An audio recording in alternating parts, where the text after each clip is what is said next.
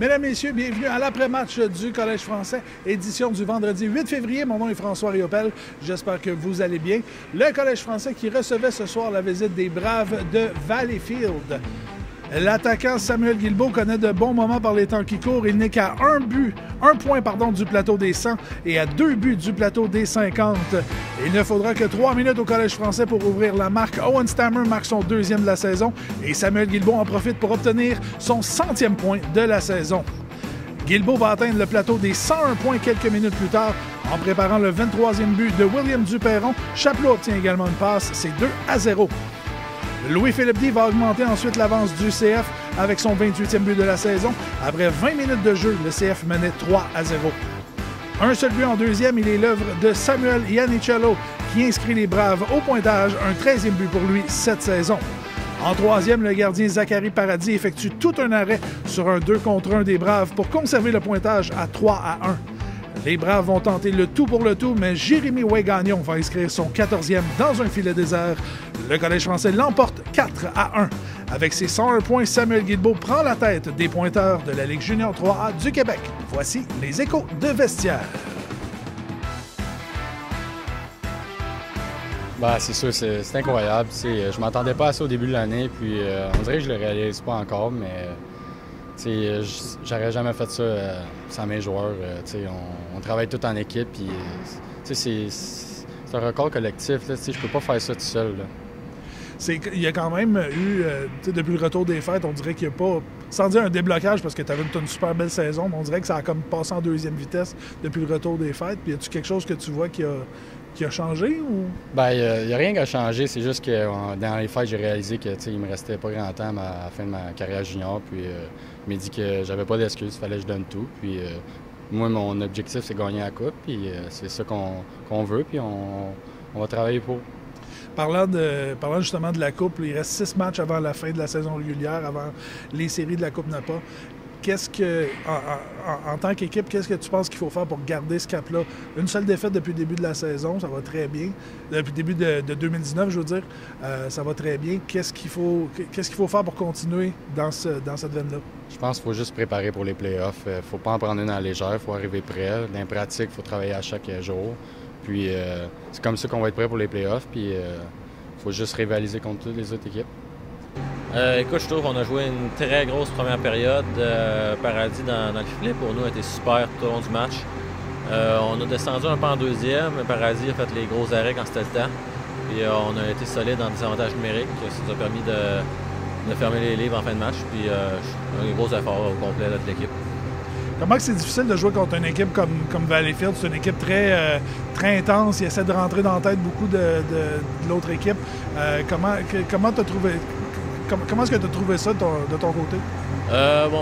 Pour moi, je suis habitué. J'ai quand même un bon gabarit. Je suis habitué de me faire déranger par les autres joueurs ou d'être frappé plus régulièrement. Mais bon, je ne me laisse pas affecter par ça.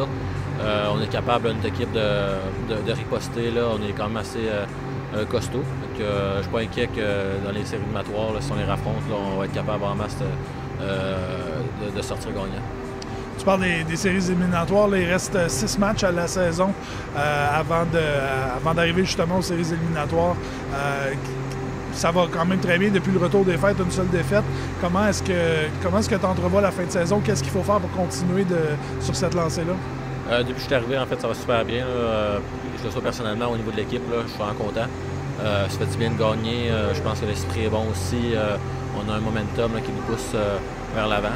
Puis à l'approche des séries, ça va être important de continuer dans la même voie pour arriver dans les séries, gonfler à bloc, puis justement continuer dans le même sens. On a joué une excellente première période. C'est là qu'on a pris le contrôle du match. On a été dominant à tous les aspects du jeu en première période. En deuxième, on a été correct. En troisième, on a des avantages numériques qui a été dominant. Là, on a passé au travail de plusieurs punitions. On a tué un 5 contre 3, donc ça a été la différence dans le match. Est-ce que c'est un peu la discipline qui a peut-être été... je sais qu'en troisième, il y a eu beaucoup de pénalité. C'est jamais facile de jouer contre Valleyfield. C'est une équipe qui rentre dans la tête. C'est un peu ça qui a fait que ça a peut-être... Pas que ça a relâché, ça n'a pas relâché du tout en troisième, mais qui va être un peu plus difficile? La discipline... L'arbitre appelle les punitions. Est-ce qu'on est d'accord toujours avec les appels officiels? Non. Des fois, oui. Donc, c'est pas une excuse. On n'a pas l'affaire de se cacher derrière les appels des officiels. On a juste à aller en boîte de punition, pas dire un mot, on embarque notre désavantage numérique puis on passe au travail des punitions. Comme on l'a fait ce soir. Zachary en troisième, le gardien qui a fait tout un travail là, pour quand même une vingtaine de lancers là, du côté de Valleyfield en troisième. Parle-moi comment c'est important qu'il sorte bien comme ça aujourd'hui, surtout pour la troisième. Zach a gagné un excellent match. Il avait gagné une excellente troisième période à Chambly aussi mercredi. C'est ce qu'on s'attend de lui, qu'il soit toujours prêt à gauler des excellents matchs comme ce soir. Alors, mesdames et messieurs, comme vous le savez peut-être, dimanche dernier, on devait jouer ici au Colisée Jean-Béliveau. Malheureusement, en raison d'un bris d'équipement, le match n'a pas eu lieu, a été reporté. Ce sera donc mardi, le 19 février, ici au Colisée Jean-Béliveau, à compter de 19h30. Donc, notez bien ça, votre calendrier. Mardi, le 19 février, les Prédateurs de Saint-Gabriel de Brandon qui seront les visiteurs. Également, je vais vous donner 3 dates à retenir, les séries éliminatoires de la Coupe Napa, qui vont débuter à compter du 3 mars. On aura tous les détails sur nos réseaux sociaux, mais retenez bien ces 3 dates.